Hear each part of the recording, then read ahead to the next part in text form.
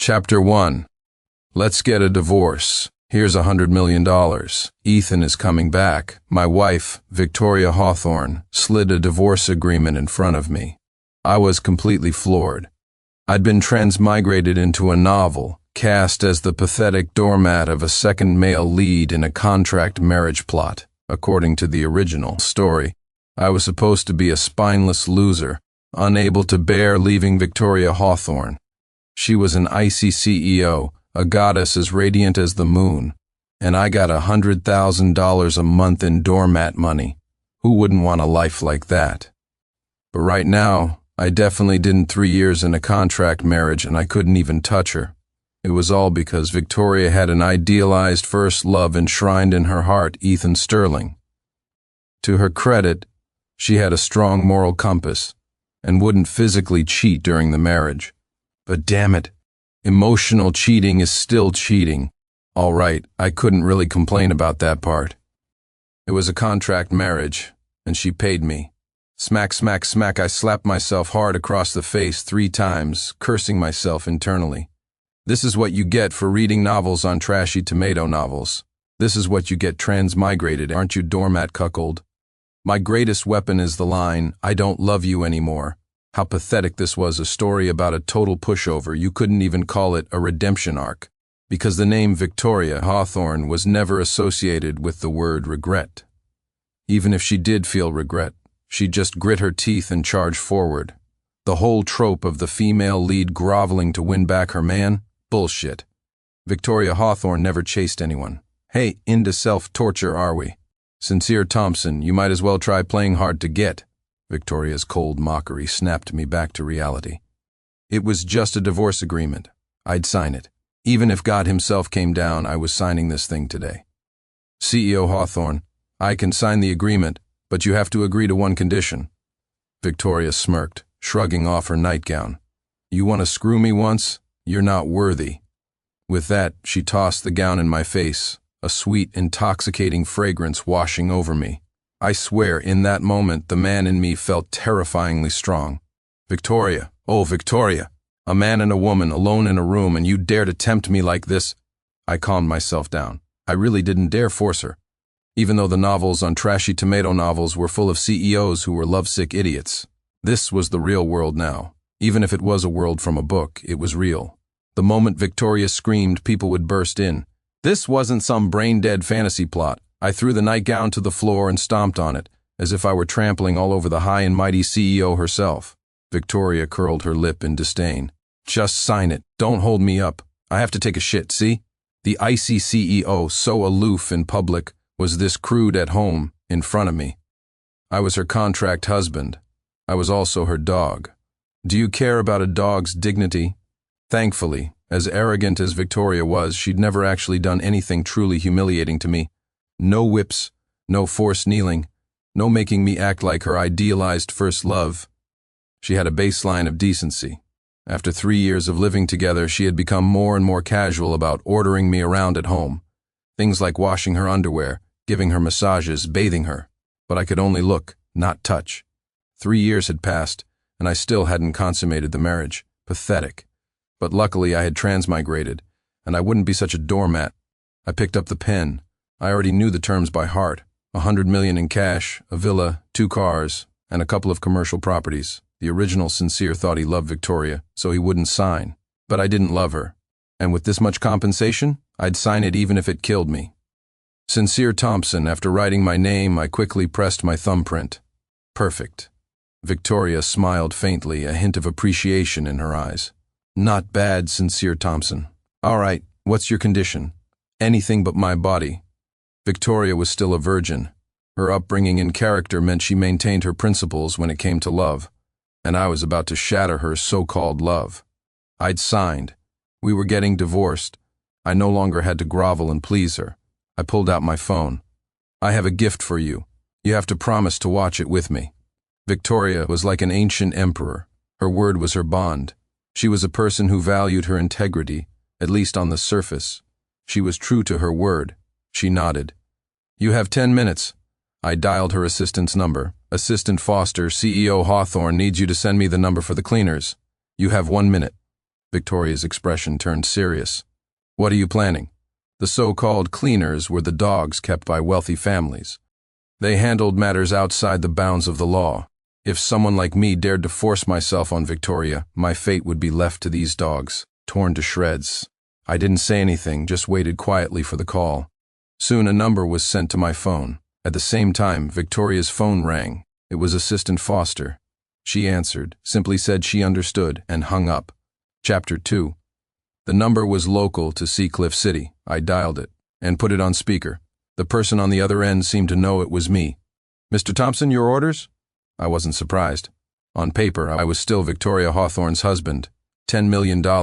I want all of Ethan Sterling's files from his time abroad. Focus on his black bodyguard.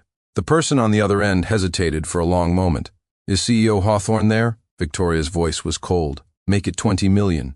Do as he says. 10 minutes. After hanging up, Victoria sneered. You won't have the authority to make that call anymore.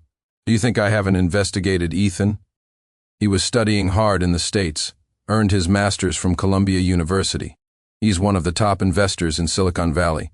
And most importantly, for the past 3 years, just like me, he has remained chaste. As Jade, hearing Victoria enunciate those last 4 words one by one. I couldn't hold it in any longer. I burst out laughing. Never mind the fact that I bathed her all the time. I'd seen everything there was to see long ago. But this Ethan Sterling, was he really that pure? Others might not know, but how could I not? I was a transmigrator from the novels world. 10 minutes, it'll be quick. Victoria Hawthorne, just you wait for the show. With that, I hurried to the bathroom and grabbed the basin I usually use to soak her feet. What's this? You're getting ready to soak my feet, but there's no water? I rolled my eyes. We were getting a damn divorce. Only a dog would still be washing your feet. I was just worried you were about to puke. Victoria obviously caught on. She let out 2 cold laughs. $1 million. One last time. I was more than happy to oblige. 10 minutes passed quickly. Victoria's feet were done soaking, and the call came through. I was massaging her feet. No complaints from me, it was a $500,000 massage. I'd lick 'em with my tongue for that price. Actually, this life wasn't so bad. Too bad Victoria wanted a divorce, and I wasn't about to be a cuckold. A voice came from the phone. Mr. Thompson, what a coincidence. You're a prophet. Would you like a video or a live stream? Of course I wanted the latter, but I wasn't willing to spend any more money. Victoria had money to burn. As if she were spending a single dollar, she said. Add another 10 million. The person on the other end immediately became respectful. I'll send Mr. Thompson a link. Soon, someone added me on a messaging app. After accepting, the video call connected. One glance and I wanted to throw up. Victoria tried to look, but I reflexively covered the screen. Damn it. It seems this body of mine still loved her. This wouldn't do. Victoria, this live stream is vile. It'll scar you if you watch it. For life, get out of my way, Victoria, annoyed at my nagging, snatched the phone. The moment she saw the live feed, she froze, stunned. It was daytime in the States, in a dimly lit room, on a large bed, one pale figure, one dark figure, an elegant pose. Ass to ass. The live feed was from a hidden camera, like it was poking through a window. Through the glass. The video was a bit blurry, but anyone familiar with that pale body would recognize it, and Victoria certainly wouldn't fail to recognize her idealized first love. She knew it was him in an instant, but she gripped the phone so tightly I could hear it creaking. It was about to shatter. But why was she still watching, just staring? Did she like this sort of thing? Holy crap, she was more twisted than I thought. My first instinct was to run, get out of Seacliff City. But before I left, I had to get in a few jabs, just to get my money's worth. Ha ha, Victoria Hawthorne. Is this your great love? This is your goddamn love chaste. As Jade, haha. You investigated all the women around him, but why didn't you check for men? Victoria Hawthorne, your idealized first love doesn't have a girlfriend, but he does have a black boyfriend. Surprised? Isn't it thrilling? Unfortunately, I taunted her for 3 minutes, and she didn't react at all, just stayed frozen in the same position. It wasn't until her consciousness returned to her body. She finally spoke, her voice hoarse, like it had been run over by a truck. Sincere, Thompson, help me. That's when I realized she had been scared stiff. So scared she'd lost control of her body. I wanted to laugh, but I didn't dare. I tried to pry her hand off the phone, but it wouldn't budge. She was too tense, Her nerves and muscles had locked up. I had to massage her hand for a long time before I could get the phone away. I shut off the live stream, saved a clip of the video. Then I uploaded it to a cloud account and sent it to a burner account of my own. Cleared the history. Finally, I helped Victoria onto the bed and continued to massage her body. This was probably the last time in my life I would ever touch this soft, fragrant, perfect body. What a shame. The live stream might have caused Victoria immense trauma. She could turn into a sex fiend, taking both men and women, or she could become a celibate nun, living a life of abstinence. But I didn't regret it. Victoria Hawthorne mocked my love, so I had to destroy hers. An eye for an eye, now we were even, bleak. The moment Victoria's body recovered, she sat up and vomited, right at me. I had no time to react. I was covered in it from head to toe, perfect aim. Victoria Hawthorne, I stared at the woman before me and froze. She was crying. This was Victoria Hawthorne, the high and mighty Victoria Hawthorne. The IC CEO who, at such a young age, was in charge of over 100,000 employees. She was actually crying. I fell silent and quietly began to clean up. I ran hot water, took off her clothes, and carried her to the bathtub. While she was soaking, I started showering right in front of her. This was the first time I had been naked in front of her. I thought seeing a man's body would make Victoria vomit again, but she just seemed to stare blankly. Her eyes were vacant as she watched me shower, sizing up my body. After I finished and changed into fresh pajamas, I got busy cleaning the room, then bathing Victoria. I was very familiar with this routine. The CEO often had to drink at business functions and would come home and throw up or wet herself. I had seen her at her most vulnerable many times and was used to it. In that respect, I was a bit better off than my predecessors in other contract marriage stories, who never even held hands after 3 years. But honestly, even if it's a goddess, vomit is still smelly, dirty, and disgusting. Tell me, in a situation like that, who would be in the mood to do anything improper? After getting Victoria cleaned up, she threw up 3 more times, until only yellow bile came out. She was probably thinking about Ethan Sterling again. I got her clean and she had already fallen asleep. I carried her to her second bedroom. I took one last deep look at her. This might be the last time we ever saw each other. No words, no goodbyes. I was gone like the wind. Leaving my bedroom, I pulled 2 suitcases. Inside was the empire I had built over the last 3 years. All gifts from Victoria, custom-tailored suits, watches, cufflinks, leather shoes, and more. As for the money and property, Victoria wouldn't go back on her word. Assistant Foster would probably contact me tomorrow. Chapter 3. About 12 miles from Victoria's villa was a small 3-bedroom apartment. I'd bought it with the money I'd saved over the last 3 years. Victoria knew about it, but I also knew that with her proud personality, she would never come looking for me here. Logically, I should have taken the money and run far away. But on second thought, taking that much cash to a strange city felt like being a sheep walking into a tiger's den. I was better off staying in Seacliff City. I could live a quiet life, coasting on the bit of face Victoria's name afforded me. In a few years, when the Hawthorne Group went bankrupt, it wouldn't be too late to run then. I slept wonderfully, and when I opened my eyes again, it was already 10 in the morning. Life, without having to wait on Victoria Hawthorne, was incredibly comfortable. I turned on my phone to find dozens of missed calls and messages, all from Victoria's best friend, Vivian White. Victoria herself hadn't called once, just as I expected, heartless. All those stories on trashy tomato novels about CEOs regretting their choices and chasing after their husbands were fake. Someone as proud as Victoria would rather die than bow her head. Well, I wouldn't bow mine either. So, I turned my phone off again. I'd wait 30 days and go get the divorce certificate. But just when you want peace, the wind starts to blow. Vivian White showed up at my door. "Sincere Thompson, you pathetic doormat, what did you do to Victoria?" Looking at her, I sighed. The person I used to fear most wasn't Victoria, but the woman standing before me, Vivian White. Don't let her petite frame fool you. She was a fierce spitfire, like a T-Rex from Texas. If anyone else called me a doormat, I'd get angry, but when she said it, I could only accept it. A year into our marriage, Vivian had deliberately gotten Victoria drunk and thrown her into my bed, and all I dared to do was hold the beautiful woman in sleep, literally just hold her. I didn't do anything else. From that day on, Vivian decided I was a certified doormat. She never bothered trying to set me and Victoria up again. Sincere Thompson, what did you do to Victoria? Why does she throw up every time she gets a call from Ethan Sterling? Why does she puke at the very mention of his name? And why doesn't she puke when she hears your name, but instead looks like she wants to bite your head off? 3 questions in a row, and I had no idea how to answer. Vivian was, without a doubt, the most loyal best friend I had ever seen. She genuinely cared for Victoria. All the best friends from those short dramas combined couldn't hold a candle to her. Later, when Victoria went bankrupt, it was with Vivian's support that she made a comeback. They were the kind of friends who would last a lifetime. But if I showed her the video, told her the truth, would Vivian be disgusted with Victoria? Would she feel contaminated too? What Ethan Sterling had been doing was just that vile. Speak up. If you don't say something, I'm going to get physical. Seeing that Vivian was about to throw a punch, I quickly raised my hands and squeaked. Squeak! Ha! You think that's funny, do you?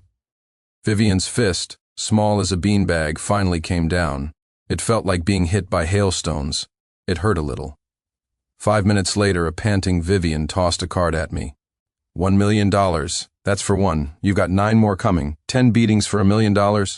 Totally worth it, all right, Talk. What did you do? Did you puke in her mouth or something? Or did you do something else disgusting? I thought about it and decided to come clean. I didn't want any more ties to these rich heirs. Vivian, last night I made Victoria watch a live stream about Ethan Sterling. After that, she started throwing up a lot. As I spoke, my eyes fell on 2 small dolls in a display cabinet. I grabbed them and demonstrated that classic pose for Vivian. Ass to ass. One pale, one dark. You get the picture, right? As everyone knows, women have vivid imaginations. And once they start imagining, things get intense. The images they conjure are often more graphic than the real thing. Anyway, I don't know what Vivian pictured in her head. All I saw was her covering her mouth and running into the bathroom. She was in there for a long time. Sigh. Another victim. Chapter 4. Vivian dragged me to the hospital. Victoria was a pure soul with a kind of psychological aversion to impurity. Ethan Sterling knew this.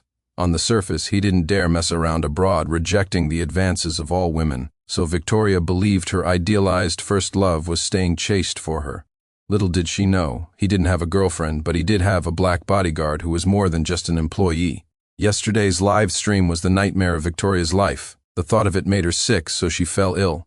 She couldn't eat anything she ate. She threw up. She even developed a fever. She had to be hospitalized. When I entered the room, I saw Victoria looking like a broken doll. My heart ached, but I immediately hardened it and said with a cold smile, "What is it that's making you so sad? Tell me, so I can have a good laugh." Victoria couldn't be bothered with me, or perhaps she didn't have the strength to argue. Vivian, standing behind me, was not pleased. She grabbed my ear and twisted it hard. "I brought you here to comfort her. If you mock her again, you can give me back the money." I chuckled. Asking for the money back was like asking for my life. It's a sickness of the heart. How am I supposed to cure it? Should I go find Ethan Sterling and bring him here? Bleh. Upon hearing Ethan's name, Victoria reflexively retched. Unfortunately, she hadn't eaten all day, so only a little clear fluid came out. "Sincere Thompson, you can go. And remember, never mention those 2 words in front of me again. If you do, I'll hand you over to the cleaners." I felt wronged. I hadn't done anything. I even warned her before showing her the live stream. Did she really want to destroy me over this? Vivian sighed from the side. "Victoria hasn't eaten all day. There's a small kitchen in the suite. Why don't you make her something she likes? This hospital belonged to the Hawthorne family. The very important person suite was no worse than a presidential suite." I called the butler, and ingredients were delivered within 10 minutes. Crab roe congee. I added fish roe. To remove the fishy taste, I cooked the roe and then painstakingly peeled the membrane off each tiny egg. Vivian watched from the side and sighed. "Victoria knows how good you are to her, but she doesn't appreciate it at all, and she's so proud. Even if she regrets it, she won't admit it. You two would have split long ago if it weren't for me. Don't worry, I'll help you."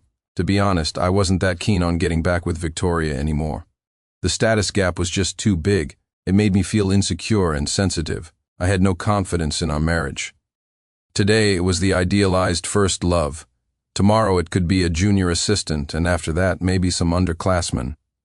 The 4 horsemen of the trashy CEO novel apocalypse: the idealized first love, the male assistant, the cute underclassman, and the sworn brother.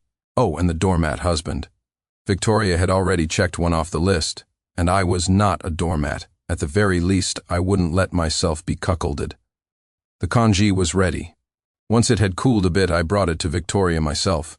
The woman's expression was still numb. The aroma of the congee seemed to bring her back to her senses. "Thank you." Then, out of habit, she opened her mouth, waiting for me to feed her. Well, the rich are always the masters. I couldn't be bothered to argue with a sick person, so I fed her spoonful by spoonful. After 2 large bowls, Victoria had finally made a preliminary recovery. I announced my departure. 30 days from now, 10 in the morning. I'll see you at the courthouse. By the way, Victoria, a storm is coming. Is the Hawthorne Group ready for it? Can the 5-year-old secret buried under the Azure Hills development be kept any longer? Without waiting for either of them to react, I pushed the door open and left, my departure swift and clean. Being familiar with the plot, I hadn't originally planned to interfere with Victoria's bankruptcy. But right now, we were still a single unit. I hadn't received the divorce certificate. The $100 million severance hadn't arrived, nor had the property deeds. According to the original plot, Ethan Sterling would return to Seacliff City this evening. The day after tomorrow, he would start targeting me. The Sterling family was also a powerful family in Seacliff City, so I still needed Victoria's protection. Chapter 5. After I left, my words left Victoria stunned. The secret of that plot of land was known only to a few top executives at Hawthorne Group. How did Sincere Thompson know? What did he mean? Was someone planning to use this secret to destroy the company? Victoria slowly calmed herself down. To destroy Hawthorne Group, this one secret was clearly not enough. Over the years, the company's development had involved some shady dealings. Her father and she had been working to clean things up during their tenure. But even corrected mistakes leave traces. They wouldn't stand up to a thorough investigation. "Viv, I need to be discharged." Sincere was right. A storm is coming. Vivian didn't know the secret of the Azure Hills development Sincere had mentioned, and she didn't ask. But seeing Victoria's urgency to leave the hospital, she understood that someone was targeting Hawthorne Group. The easiest way to dismantle a fortress is, of course, from the inside, and Victoria was the most suitable target. Over the years, all sorts of men had tried to get close to Victoria using various methods, both overt and covert. But what they didn't know was that powerful families had ways to counter their sordid schemes, especially the old cliché of saving someone's life. That was what these families were most cautious about. If you dared to play that game, they would investigate your family tree back 18 generations. Perhaps only in short dramas did powerful families believe in repaying a life-saving debt with marriage. Vivian wanted to say that Ethan Sterling's return was too coincidental, but remembering that Victoria couldn't bear to hear his name, she let it go. "Victoria, I think you should take Sincere back. Based on what he just said and what happened yesterday, he's no doormat. He truly loves you." A flicker of warmth passed through Victoria's cool eyes, but her tone remained icy. "I know he's capable, but I can't bring him home. Not yet, anyway. He's only safe as long as he's outside, away from the Hawthorne family." Vivian suddenly understood. "So you deliberately divorced him to protect him?" Victoria paused. It was a good excuse, but she disdained lying. "That's half the reason. The other half is that, before, I really did still have that person in my heart. Thinking about it now, it was just a lingering attachment to my youth. The wise do not fall in love. That saying is true. You always yearn for what you can't have, and you ignore the one who loves you most right beside you. If Sincere wants to leave, then let him go." Vivian stomped her foot in frustration. That was Victoria for you, proud as ever. Back at Hawthorne Group, Victoria's mind was in turmoil. She realized she was sick. Before starting work, the first thing she did was instruct her assistant, Diane Foster. Book an appointment with a female psychologist from Seacliff City's Mind's Wish Clinic. Also, from now on, the core security team will be comprised entirely of women. The second and third security layers can employ men. All my cars are to have female drivers, and no men are allowed in my office. Furthermore, if that person from abroad returns, he is not to come within 100 meters of me. Diane Foster jotted down the notes, inwardly astonished and shocked. What was wrong with the CEO? It seemed like psychological aversion to impurity, but why was it so severe that she couldn't even be near men? As for who that person was, as her special assistant for 5 years, she naturally knew. She never expected the CEO would refuse to see him, even forbidding him from coming within 100 meters. What kind of strategy was this? After arranging these matters, Victoria opened the files on her desk, but her mind was on what Sincere Thompson had said. The Azure Hills development had been completed 5 years ago. The secret underground was long buried beneath skyscrapers. Who would use this to attack Hawthorne Group? She knew Sincere. She knew I wouldn't lie to her. The wind is rising and the storm is about to break. Chapter 6. Seacliff City International Airport. When Ethan Sterling got off the plane, he didn't see the person he was expecting. Something was wrong. He and Victoria had agreed yesterday that she would pick him up. He'd called her before boarding, but she hadn't answered. He thought it was a surprise, but it turned out to be a disappointment. Could it be that her contract husband was refusing to cooperate with the divorce? Ethan Sterling sneered. The rightful owner was back. Did the substitute really dare to remain in Seacliff City? He truly wasn't afraid of death. He took out his phone. "Hello, it's me. Help me find out where Victoria Hawthorne is." Seacliff City was big, but it was also small. The elite circle had only a few regular spots for dining, entertainment, and gatherings. Soon, Ethan's phone rang. "What? You're saying Victoria Hawthorne is pregnant?" "Impossible. She clearly told me that her husband hadn't even laid a finger on her. Morning sickness, and it's severe. She's hospitalized." Ethan hung up and smashed his phone in a rage, as if he were smashing Victoria and her fake husband to pieces. 8 o'clock that evening at the Sky Palace. It was old Mr. Zhang's 80th birthday gala. Ethan Sterling was here. He hadn't found any trace of Victoria, but he knew she would definitely come to pay her respects. I was here too. I didn't actually want to come, Vivian White insisted. She threw $5 million at me, and I admit I was greedy again. Here, in the eyes of outsiders, I resumed my identity. The Hawthorne family's live-in son-in-law. Victoria was on my arm, a smile on her face, while I was dressed in a handsome and elegant custom-tailored suit. To outsiders, we probably looked like the perfect couple, a match made in heaven. In reality, it was all an act. I was resentful, but I didn't dare show it. Victoria probably wasn't feeling too comfortable at this moment either, offering birthday wishes, presenting the gift, exchanging a few pleasantries. My job was done. Next up were the banquet, the party, and the parting gifts. I planned to lie low for a while, grab the gift, and head back. Oh no, Sincere. "Ethan Sterling is here. What's Victoria going to do?" Just as I was hiding in a corner, nibbling on green tea pastries, Vivian found me. She was worried Victoria would puke the moment she saw Ethan. I spread my hands. Hiding forever isn't a solution. She'll get used to it after, puking a few more times. Vivian shot me a glare and pulled me toward Victoria. CEO Hawthorne was truly a CEO. She was currently chatting and laughing with a group of female business owners. Contracts worth billions were being settled with casual conversation. For that, I could only be envious. I also wanted to discuss multi-billion-dollar projects with CEO Hawthorne, but she wouldn't agree. Victoria hated being interrupted during business discussions. I was afraid, but Vivian White wasn't. She squeezed into the circle and whispered to Victoria, "That person is here. Should we leave early?"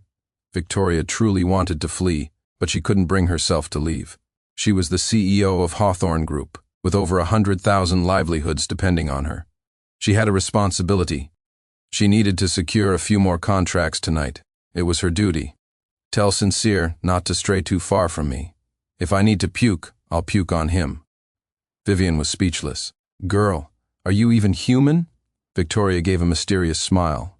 "You don't understand. He has unique tastes. Here's a check for $1 million. That'll keep him from getting angry." Vivian was speechless again. "You two are a perfect match. A psycho for a psycho." Chapter 7. Ethan Sterling arrived, and after paying his respects, he spotted Victoria. In any crowd, she was always the brightest star.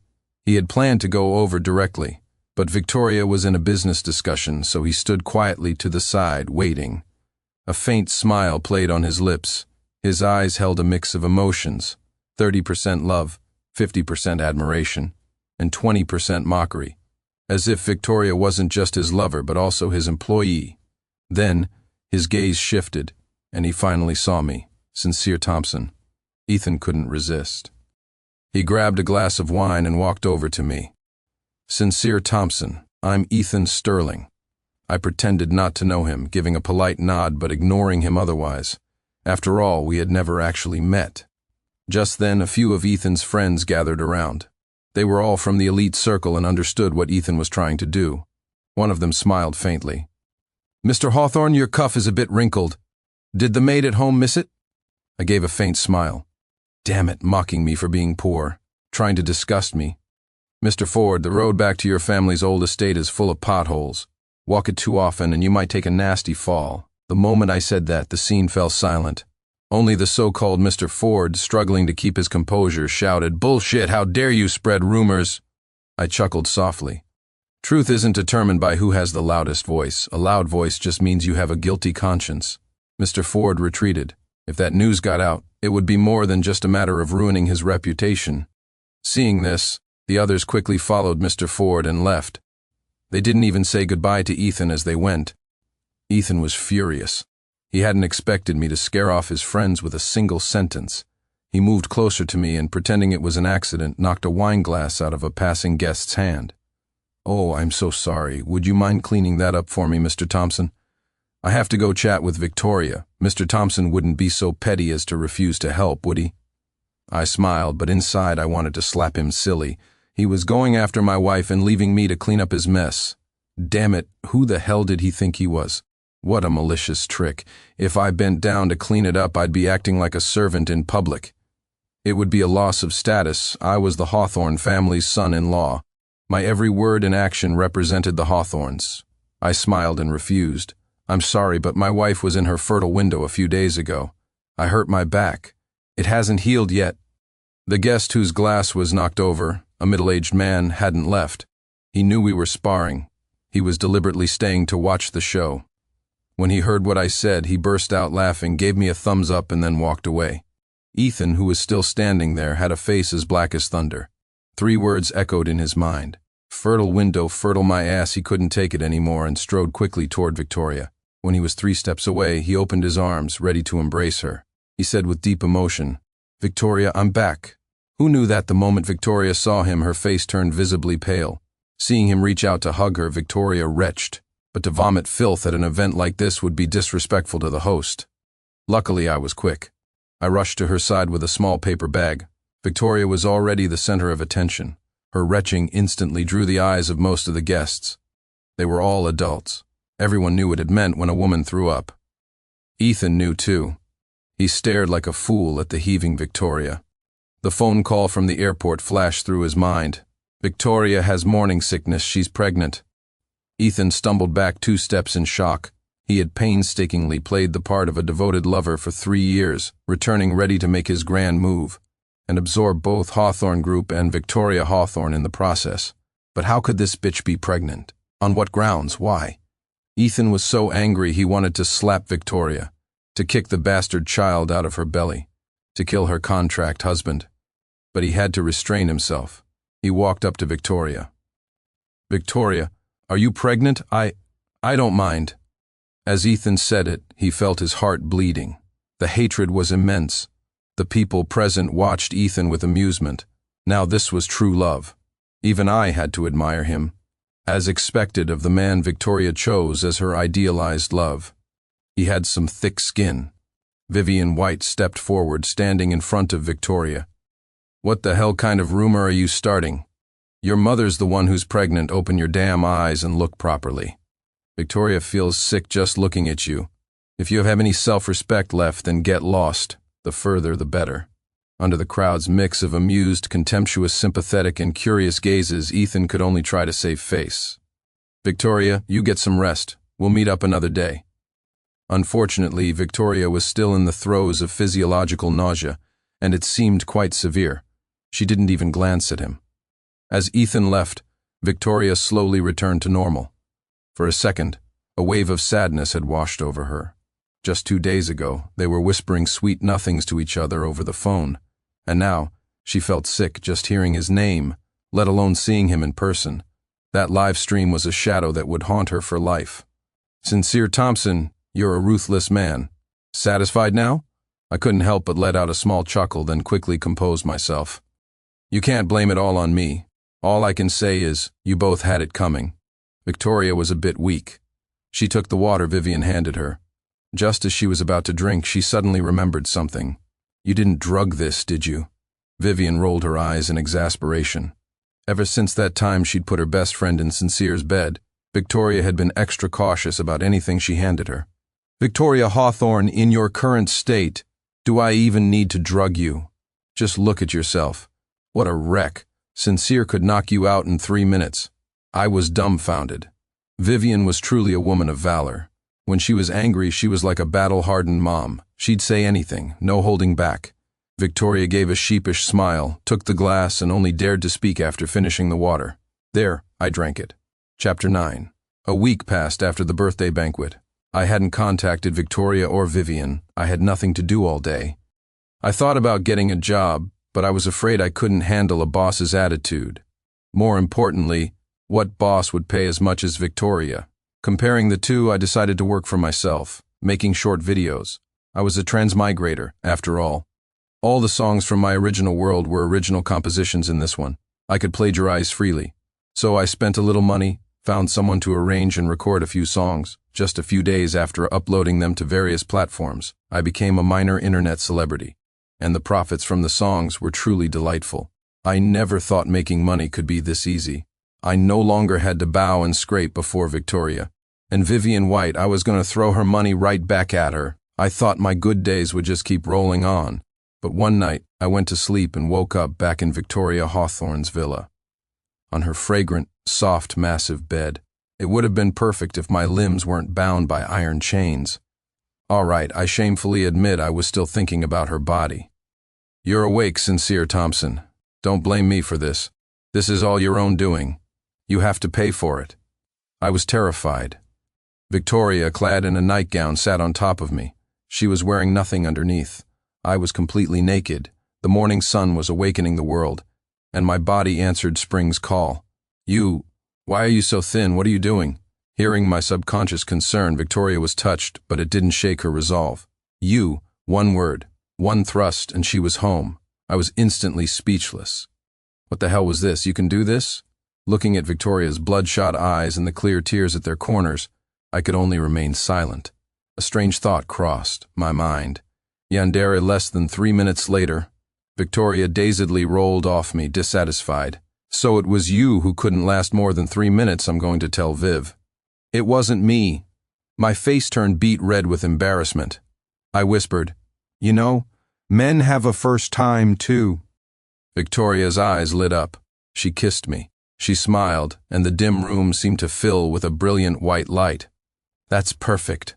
We're even then. Thanks for saving me some money. I wanted to cry but had no tears. Could you really calculate it like that? Untie me. Next time, it's my turn to be on top. Victoria figured since it was already done, if I dared to run, she'd just break my legs. But she still insisted on being on top. I am Victoria Hawthorne. I was curious. I know that Victoria was displeased. Victoria Hawthorne is never on the bottom. I had no choice but to coax her. I know, Your Majesty, I'll teach you a few tricks later. It feels really good. Really? Aren't you a virgin? Of course it does. It's my first time, but I've had teachers. Japanese teachers. All right. If it doesn't feel good, I'm getting back on top. This time, Victoria was agreeable. After a 10-minute break, I asked her why she had tied me up. It turned out I had dug this pit for myself.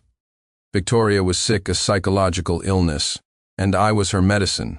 Because of that live stream, because of Ethan, Victoria had developed an aversion to physical contact with men. She had seen several psychologists this past week. The solution they offered was that a sickness of the heart requires a medicine for the heart. And I was her cure, because she didn't reject my touch, and she wasn't disgusted by my body. As for why she was taking the initiative, I had to take the blame for that one too. The entire elite circle of Seacliff City knew that she, Victoria Hawthorne, was pregnant. It wasn't true, of course, but a lot of people wanted to make the fake news real. The chairman of Hawthorne Group, Victoria's father, and her mother, the other shareholders of Hawthorne Group, the company's business partners. Too many to count. Such was the power of a rumor repeated often enough. Victoria was helpless. Of course, she could confess the truth, but Hawthorne Group's stock would plummet. In these troubled times, she couldn't risk it. Because she knew one thing: without Hawthorne Group, her fate would be miserable. Besides that, Victoria also admitted that she had feelings for me, but she didn't know how deep they went. That's how people in the elite circle were. They didn't understand love, nor how to love. In any case, she said she was only willing to have children with me. She wanted two, one with the surname Hawthorne and one with the surname Thompson. When I heard that, I thought, no problem, I'll take that job. What is love? Marriage is the most enduring confession. An idea instantly formed in my mind. I could help cure Victoria's illness. But I couldn't cure it completely. Her being disgusted by other men was a good thing. It's just that now she seemed to have turned into a yandere. A yandere won't cheat, but she definitely won't let me cheat either. In a long marriage, could I really restrain myself? Round 2. Let's go. Victoria undid the chains. First, 10 minutes of kissing. We need to do this a few more times. I'm in my fertile window today. Hearing that, what could I say? Only one word could represent my actions. For 3 days we barely left the house. Victoria became visibly more radiant, and her body looked less frail than before. On the 4th day, when she went to the office, the employees gossiped, all saying the CEO had changed dramatically, like she'd taken some kind of super tonic. On the 4th day, I also walked out of the villa. My legs were trembling, as if a gust of wind could knock me over. The dark circles under my eyes would put a panda to shame. I still had to go to the recording studio today. My career couldn't be neglected. Chapter 10. At that moment, Victoria Hawthorne was in deep trouble. She had received a letter from Ethan Sterling. Ethan hadn't been idle this past week either, but Victoria had blocked his number, blocked him on all social media platforms, blocked messages delivered through friends, blocked his email, refused all local deliveries, and when he tried to meet her in person, he couldn't get within 100 meters of her. Helpless, he could only have someone deliver a letter to Victoria under the guise of official business. He had written it himself. After sending several letters without a reply, he finally dropped the act. No more playing the pure, devoted lover. His true colors were revealed. He threatened Victoria. 2 documents. One detailed how 5 years ago, a real estate company under Hawthorne Group had deliberately damaged and buried underground historical relics during the development of the Azure Hills project. The other detailed how Hawthorne Group had forged soil toxicity safety tests for a project in the Pyeongchang district. Victoria held the 2 documents and fell into deep thought, sitting motionless for half a day. Ethan's threat was both laughable and disgusting. He was no longer demanding that Victoria divorce me. Instead, he demanded that she bear his child.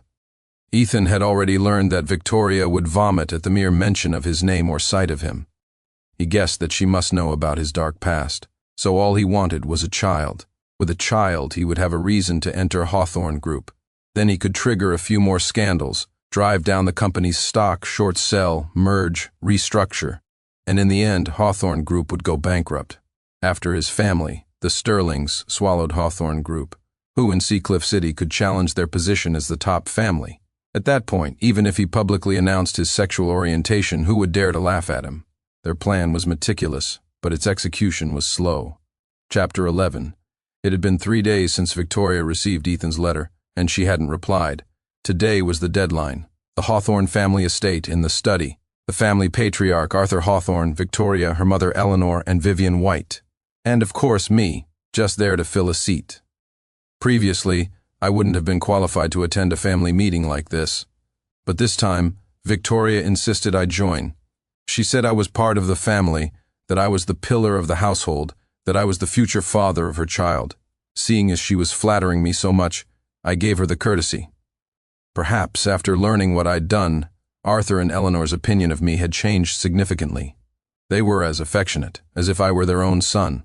Since that was the case, I wouldn't hold back. I would show my value. Dad, Mom, Victoria, and Vivian. What I'm about to say is all confidential. It's information I paid for, and it's guaranteed to be true. You can verify it for yourselves. After giving them that disclaimer, I began. Dad, your special assistant has been with your 5th mistress for 5 years, and that mistress used to work for the Quaid family of Seacliff City. Arthur Hawthorne stood up, disbelieving, wanting to argue. I held up a hand to stop him and continued. Uncle Lou and the company is preparing to sell 5 of his group shares at the next board meeting. Directors Zhao, Yan, and Tian are wavering. They'll probably agree. Someone is shorting Hawthorne Group's stock on the market. I took a sip of tea, waiting for Arthur to make some calls to test my claims. After a few calls, his face was as dark as ink. He was trembling. I continued, the government will receive reports concerning Hawthorne Group You, Dad, and Victoria, and you too, Mom. Eleanor was shocked. I've been retired for 10 years. How could it involve me? I reassured her. It's nothing major. It's just that you've been paying off your brother's gambling debts all these years, and co-signing his loans. The amounts have been getting larger and larger. Ahem, you should be mentally prepared. Eleanor went limp and slumped to the floor. Arthur Hawthorne, a true veteran, waved his hand. Continue. Next, relying on my memory, I recounted the entire process of Hawthorne Group's downfall. As Arthur listened to my story, he realized there were many things about his own company he didn't know. Victoria was the same, breaking out in a cold sweat. Husband, how much did you spend on this information? Once the company weathers this crisis, I'll pay you back double. I smiled at that. Who said talking about money hurts relationships? Nonsense. Arthur had also regained his composure. Now that he knew the enemy's tactics, he could strike first. At this point, the roles were reversed. Our side had moved from the light into the shadows. Sincere, you have a good head for business. Come work for the company. I'll make you a vice president. I smiled and refused. I knew my own capabilities better than anyone. If I hadn't transmigrated and known the plot, I would just be an ordinary person. Dad, I won't join the company, and I don't want any shares. I have things I enjoy doing on my own. Victoria supported me. My little yandere was now my biggest fan. Dad, my husband can write lyrics, compose music, and sing. He's going to be an international superstar. It would be a waste of his talent to have him at our company. Vivian chimed in. That's right, Uncle. I was just thinking of buying an entertainment company to sign him.